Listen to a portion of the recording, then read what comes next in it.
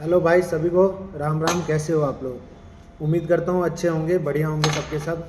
आज मैं डिस्कस करूँगा जुपिटर वैगन के ऊपर में, जिसके ऊपर मैं आप लोगों को मैंने वीडियो बना के बताया था, रील बना के कि इस कंपनी के ऊपर में पूरा डिस्कस करेंगे कंपनी क्या क्या करती है। ये कोई सेल एंड बाय का कोई रिकमेंडेशन नहीं है, ये सिर्फ एजुकेशनल पर्पज़ के लिए ही मैं वीडियो बना रहा हूँ कि कंपनी क्या क्या करती है और कंपनी का फाइनेंशियल क्या है, कंपनी का स्टॉक प्राइस क्यों इतना करेक्ट हो गया है। तो चलिए जानते हैं हम लोग कंपनी करती क्या क्या है। तो जुपिटर वैगन मेनली एक कमर्शियल इंजीनियर्स की एंड बॉडी बिल्डर्स की कंपनी है। Commercial engineering and body builder का काम करती है। बिजनेसेस हैं इसके metal fabrication, commercial vehicle bodies वगैरह बनाती है कमर्शियल व्हीकल के, रेल फ्रिगेट वैगन एंड उसके कंपोनेंट्स का काम करती है जुपिटर वैगन लिमिटेड। अब इसके आगे जानते हैं हम लोग इसके जो बिजनेस वर्टिकल हैं वो कौन कौन से हैं। तो इसके दो बिजनेस वर्टिकल हैं। पहला है इसका रेलवे मोबिलिटी बिजनेसेस, दूसरा है road and multi models mobility businesses. तो ये जानते हैं हम लोग कि कंपनी, पहले जानते हैं हम लोग रेल मोबिलिटी बिजनेस में क्या क्या काम करती है। तो ये जितने भी तरह की वैगन होती है ना, जो रेलगाड़ी की वैगन जिसमें सामान मालगाड़ी में सामान इधर से उधर आता है, तो सारी तरह की ये वैगन मैन्युफैक्चरिंग करती है जुपिटर वैगन लिमिटेड। जैसे कि open wagon, flat wagon, defence wagon, container carrier wagon, wagon accessories, passenger coach and उसकी accessories, wheel set and track solution, ये सारे काम ये जुपिटर वैगन करती है।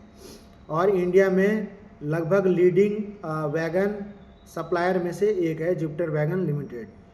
तो ये वैगन तो आप लोग जानते ही होंगे, जो कोचेस होता है, एक तो पैसेंजर कोच हो गया वो अलग है, और वैगन हो गया जो आपका जिसमें आप सीमेंट, कोयला या फिर डिफेंस की जो टैंके देखते हो जाते हुए, जो ओपन वैगन में होता है, और ट्रक वगैरह लोड होके जाता है। तो ये सारा वैगन का काम ये जुपिटर वैगन करती है। सारा नहीं, मतलब मैन्युफैक्चरिंग करती है ये भी वैगन, इंडिया में लीडिंग है ये लगभग। दूसरा है इनका काम जो है वो road and multi models mobility business का काम है। इसमें ये वाटर टैंकर, जो पीछे आप गोल सा टैंकर जो होता है, मतलब कि जिसमें वाटर सप्लाई करते हैं, और उसकी भी मैन्युफैक्चरिंग करती है।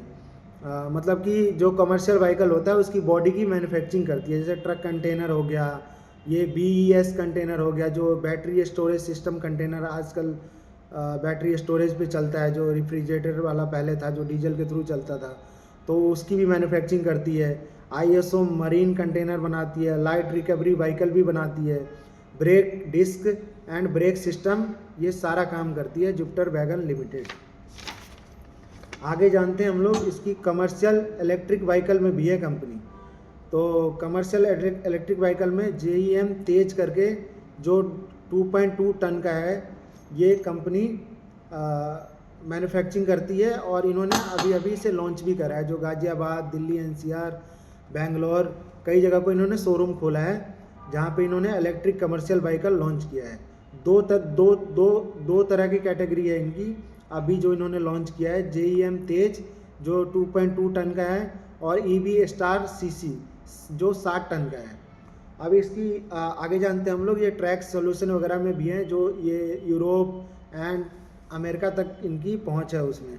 जो इसमें CMS crossing for Indian railway के लिए करते हैं, और वेल्डेबल CMS क्रॉसिंग ये भी इंडियन रेलवे के लिए करते हैं, और weldable MS crossing for European railways के लिए काम करते हैं। और आगे जानते हैं हम लोग पैसेंजर कोचेस के बारे में, जो अभी कंपनी का वो है। तो इसमें पैसेंजर कोच में ये ट्रेन 18 जो वंदे भारत एक्सप्रेस जो नया अभी लॉन्च हो रखा है, उसके लिए ये पैसेंजर कोचेस बनाएंगे। और मेट्रो कोचेस के लिए भी ये काम कर रहे हैं, जो मेट्रो की कोचेस बनाएंगे ये। तो इस तरह का काम करती है कंपनी। बहुत सिंपल है। आप लोग भी किसी कंपनी में इन्वेस्ट करते हो तो मैं तो यही कहूँगा कि आप लोग पूरी उस कंपनी की जानकारी रखो, कंपनी का फाइनेंशियल जानो, कंपनी का पेस ऑफ सेल्स ग्रोथ देखो, कंपनी प्रॉफिट में है कि नहीं ये देखो। ये नहीं कि मैंने वीडियो बनाया और आपको अच्छी लग रही होगी कंपनी, आपने पैसा डाल दिया तो भैया नुकसान ही होगा, ऐसा कुछ नहीं है। पूरा यार पूरा पढ़ो लिखो और आपको भी कुछ आता तो आप भी ये कंटेंट बनाओ और डालो। इससे क्या होगा ना, हमें भी सीखने को मिलेगा। क्या पता हमसे कोई सीखता हो, ना सीखता हो, क्या पता कोई मुझे सिखाए कमेंट करके कि नहीं भैया आप ये गलत बोले हो या सही बोले हो। तो इस तरह से सब एक दूसरे को आना चाहिए। अगर इस फील्ड में हो, जानकारी है आपके पास, तो बिल्कुल भी आना चाहिए। इसमें कोई डरने की बात नहीं है। मुझे भी घबराहट होता था कैसे वीडियो बनाऊंगा, क्या करूंगा। तो कोशिश कर रहा हूँ, अभी बना रहा हूँ। तो इस तरह से आप पूरी जानकारी रखो कंपनी का, कंपनी क्या क्या काम करती है। आगे जानते हैं हम लोग इसकी फाइनेंशियल एंड फंडामेंटल के ऊपर में। तो इसकी मार्केट कैप लगभग 14,400 करोड़ के आसपास है। स्टॉक का पी जान लें तो 51 है। बुक वैल्यू 66 रुपये के आसपास है। ROC 21.5% है। ROE इसका 17% है। फेस वैल्यू 10 का है। और कंपनी के स्टॉक प्राइस की बात करें तो ऑल टाइम हाई 720 है और ऑल टाइम लो 250 के आसपास है। अभी कंपनी 300 के अराउंड होगी, 290 से 300 अराउंड।